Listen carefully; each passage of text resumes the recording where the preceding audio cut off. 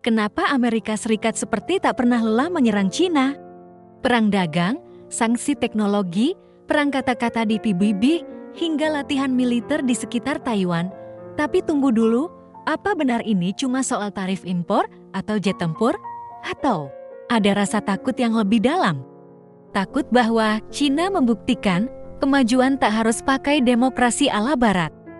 Semua orang mengira ini dimulai dari perang dagang, bahwa ketegangan Amerika dan Cina meledak gara-gara tarif impor, subsidi negara, dan tuduhan pencurian teknologi. Tapi, apakah benar sesederhana itu? Pada tahun 2018, Presiden Donald Trump mengguncang dunia dengan pengumuman kenaikan tarif untuk produk-produk Cina senilai ratusan miliar dolar. Gedung Putih menuding Cina melakukan praktik perdagangan tidak adil. Masalah seperti pembatasan akses pasar, pemaksaan transfer teknologi, dan subsidi untuk perusahaan milik negara jadi sorotan utama. Sekilas, tampak masuk akal. Tapi mari kita lihat lebih dalam, kalau persoalannya hanya soal neraca perdagangan, kenapa Amerika tidak bersikap sekeras itu terhadap Jerman atau Jepang yang juga memiliki surplus perdagangan tinggi dengan AS? Kenapa hanya Cina yang terus-menerus jadi target utama, bahkan hingga hari ini? Karena faktanya, perang dagang itu hanyalah gejala permukaan dari sesuatu yang jauh lebih dalam. Sebuah kecemasan ideologis dan geopolitik yang sudah lama mendidih di bawah meja. Cina bukan sekadar negara dengan barang murah. Ia adalah satu-satunya pesaing nyata yang punya potensi menyamai bahkan melampaui hegemoni ekonomi Amerika secara sistemik. Negara yang mampu membangun seluruh rantai pasokannya sendiri, negara yang mengintegrasikan sains, teknologi, dan industri dalam satu kendali pusat, sesuatu yang sulit dicapai oleh sistem pasar bebas liberal seperti di Barat, dan yang membuat Washington lebih gelisah lagi. Cina melakukan semua itu tanpa mengikuti sistem politik mereka. Kalau bukan karena perang dagang, mungkin karena kekhawatiran militer. Begitulah narasi yang sering muncul di media Barat, bahwa Cina semakin agresif, bahwa Beijing ingin mencaplok Taiwan, bahwa Laut Cina Selatan hampir jadi medan perang baru dunia. Tapi siapa yang sebenarnya agresif? Setiap tahun, kapal perang Amerika Serikat berlayar di dekat kepulauan yang disengketakan di Laut Cina Selatan. Jet tempur mereka terbang hanya beberapa mil dari wilayah udara Cina, dan yang lebih mencolok, KS rutin mengadakan latihan militer bersama Jepang, Filipina, bahkan Australia, tepat di depan pintu rumah Cina. Sementara itu, posisi militer Cina sebagian besar tetap di wilayahnya sendiri. Mereka membangun pulau buatan, ya. Mereka menambah pos militer, iya. Tapi semua itu terjadi di sekitar kawasan yang diklaim sebagai milik historis mereka. Kita bisa perdebatkan legalitasnya, tapi mari lihat siapa yang datang dari ribuan kilometer jauhnya dan mengarahkan moncong senjata.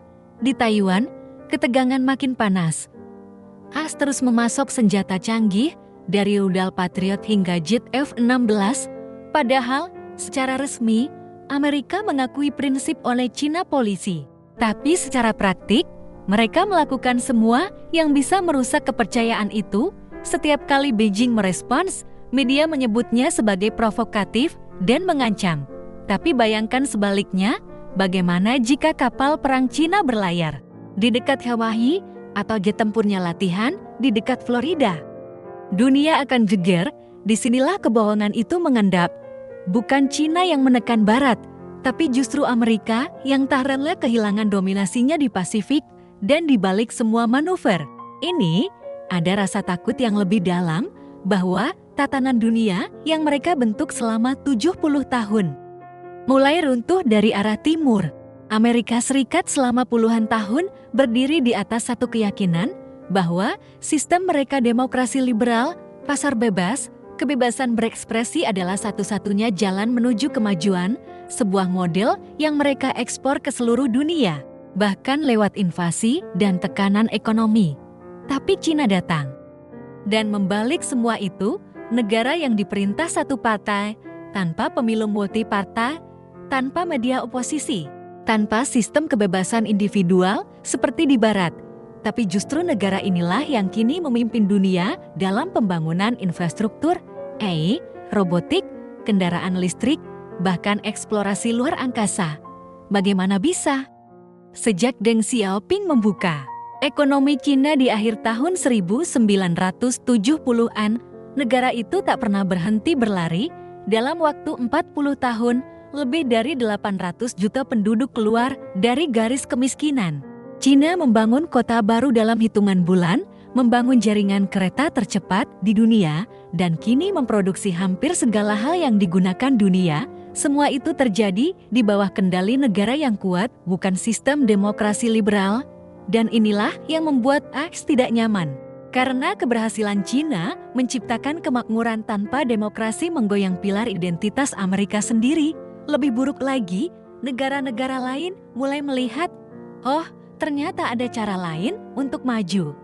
Tanpa perlu menjadi negara boneka barat, tanpa perlu tunduk pada Bank Dunia, IMF, atau model liberal yang seringkali hanya memperkaya segelintir elit. Bagi AIS, ini bukan sekadar rivalitas, ini ancaman ideologis. Ancaman bahwa dunia tak lagi perlu mereka untuk memimpin. Sambil menunjuk jari ke Cina dan menyebutnya otoriter, Amerika Serikat diam-diam sedang berjuang menyelamatkan wajahnya sendiri. Demokrasi yang mereka banggakan kini justru retak dari dalam. Kita mulai dari hal yang paling telanjang, polarisasi politik. Sejak pemilihan Donald Trump tahun 2016, politik Aks berubah jadi ajang adu benci. Debat publik bukan soal solusi, tapi soal saling membunuh karakter. Ketika Trump kalah di tahun 2020, jutaan orang percaya itu pemilu curang. Dan pada 6 Januari tahun 2021, mereka menyerbu Capitol Hill, jantung demokrasi Amerika sendiri. Ironis, negeri yang menyebut dirinya penjaga demokrasi global malah nyaris kehilangan demokrasinya sendiri. Dari dalam, lalu soal ekonomi, sementara Cina mengangkat jutaan rakyatnya keluar dari kemiskinan, Amerika menghadapi jurang kesenjangan yang semakin dalam. Miliarder seperti Jeff Bezos dan Elon Musk terus menumpuk kekayaan, sementara jutaan warga Amerika tak sanggup bayar sewa atau berobat ke rumah sakit. Rasisme, penembakan massal, dan sistem peradilan yang bias juga semakin membuka luka lama. George Floyd, Breonna Taylor, dan ribuan nama lainnya menunjukkan bahwa kebebasan di Amerika tidak pernah setara bagi semua orang. Dalam kondisi seperti itu, bagaimana Amerika bisa menyuruh dunia mengikuti sistem mereka ketika sistem itu bahkan tak lagi dipercaya oleh rakyatnya sendiri? Sementara itu, China dengan segala kontroversinya menyajikan alternatif yang tampak lebih stabil, lebih cepat, dan lebih efektif.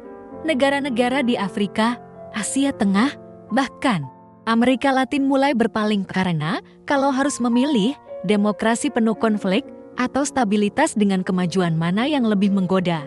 Hari ini, perang dingin baru tak terjadi lewat peluncuran rudal atau invasi militer, tapi lewat layar ponsel Anda.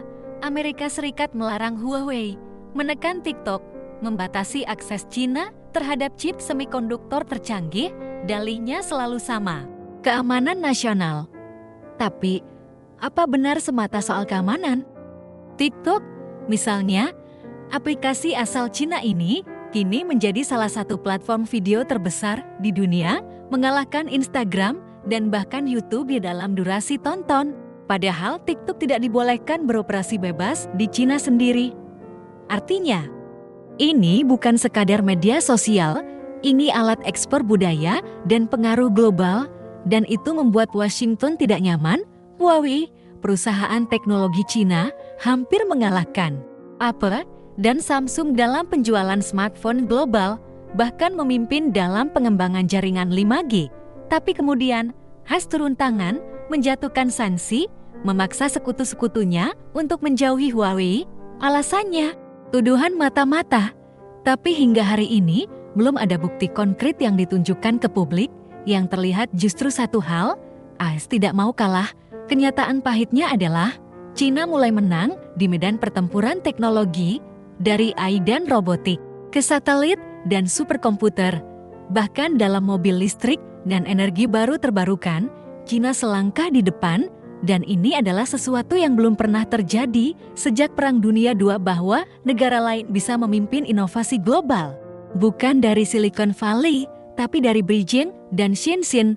Inilah rasa takut yang tak bisa diucapkan Amerika, bahwa mereka mungkin tak lagi jadi pusat dunia, bahwa mereka tak bisa lagi mengontrol jalannya inovasi dan informasi, dan saat teknologi bergeser ke timur, begitu pula kekuasaan. Selama lebih dari 70 tahun, kekuatan Amerika Serikat berdiri di atas satu fondasi utama, dolar. Setiap negara di dunia membutuhkan dolar untuk membeli minyak, berdagang, menyimpan cadangan devisa. Sistem keuangan global dari IMF, Bank Dunia, hingga SWIFT semuanya berporos pada mata uang Amerika. Tapi kini, Cina sedang mencoba memutar ulang permainan itu, dan Washington tahu, jika mereka kalah di sini, mereka bisa kehilangan segalanya. Cina bukan cuma mitra dagang utama ratusan negara. Bersama Rusia, Brasil, India, dan Afrika Selatan, mereka membentuk blok baru, BRICS. Dan BRICS punya ambisi besar membentuk sistem keuangan alternatif yang tak lagi bergantung pada dolar. Cina telah meluncurkan yuan digital mata uang berbasis blockchain yang dikontrol langsung oleh bank sentral. Teknologi ini bukan hanya alat transaksi, tapi senjata strategis. Ia bisa digunakan untuk berdagang lintas negara tanpa harus melewati bank-bank AS, tanpa harus menyentuh sistem SWIFT.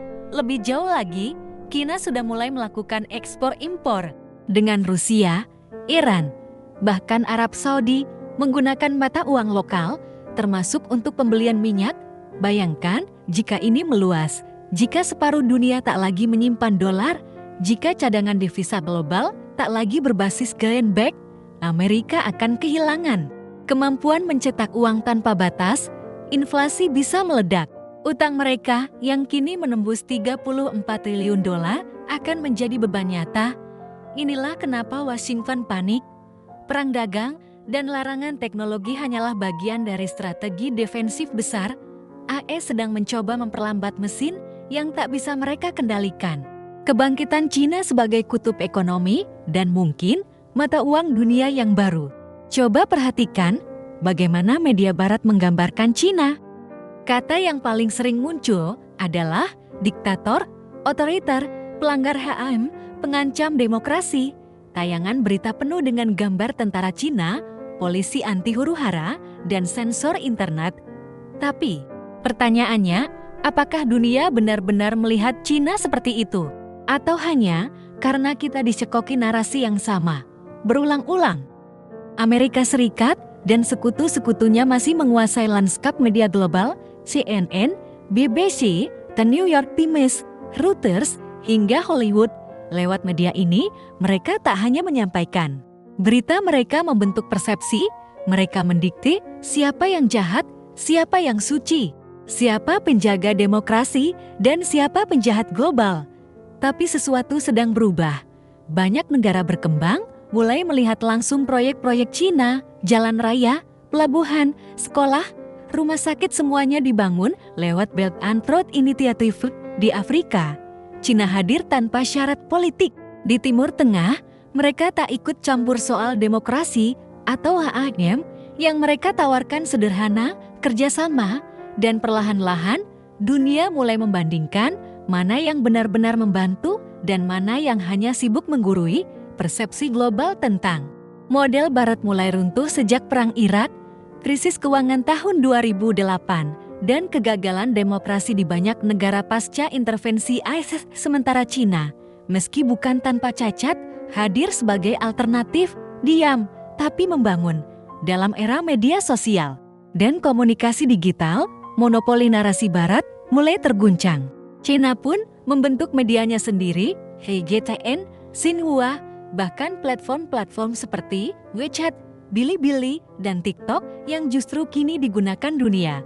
Ini bukan lagi soal siapa yang paling benar, tapi siapa yang paling dipercaya. Dan untuk pertama kalinya dalam sejarah modern, suara dari timur mulai menembus tembok barat. Selama lebih dari 1 abad, Amerika Serikat bukan hanya menjual barang dan jasa ke dunia. Mereka juga menjual mimpi, mimpi tentang American Dream, tentang kebebasan, kesetaraan, dan hak individu, tentang demokrasi sebagai tiket menuju kemajuan, tentang sistem yang konon memberi semua orang kesempatan yang sama untuk sukses, dan selama ini dunia percaya. Negara-negara merombak sistem politiknya, mengadopsi demokrasi liberal, membuka pasar seluas-luasnya, membiarkan korporasi barat masuk karena mereka percaya inilah jalan menuju masa depan. Tapi sekarang, sesuatu mulai berubah. Cina datang dengan tawaran yang sama sekali berbeda, bukan mimpi individu, tapi stabilitas kolektif, bukan pemilu 5 tahun sekali, tapi visi jangka panjang 30 tahun ke depan, bukan kebebasan berekspresi tanpa batas, tapi pembangunan infrastruktur, teknologi, dan pengentasan kemiskinan yang nyata. Dan yang paling mengganggu bagi Amerika, model ini berhasil, tidak sempurna, ya, tapi berhasil mengangkat ratusan juta orang keluar dari kemiskinan, membangun kota-kota modern, dan menjadi kekuatan global tanpa mengikuti formula barat. Kini dunia berada di persimpangan jalan. Apakah harus terus mengikuti jalan lama yang dipenuhi utang luar negeri, intervensi asing, dan kebijakan pasar bebas yang merusak kedaulatan nasional? Atau mencoba jalan baru, di mana negara punya kendali, rakyat merasakan hasilnya, dan pembangunan tidak selalu harus tunduk pada suara investor?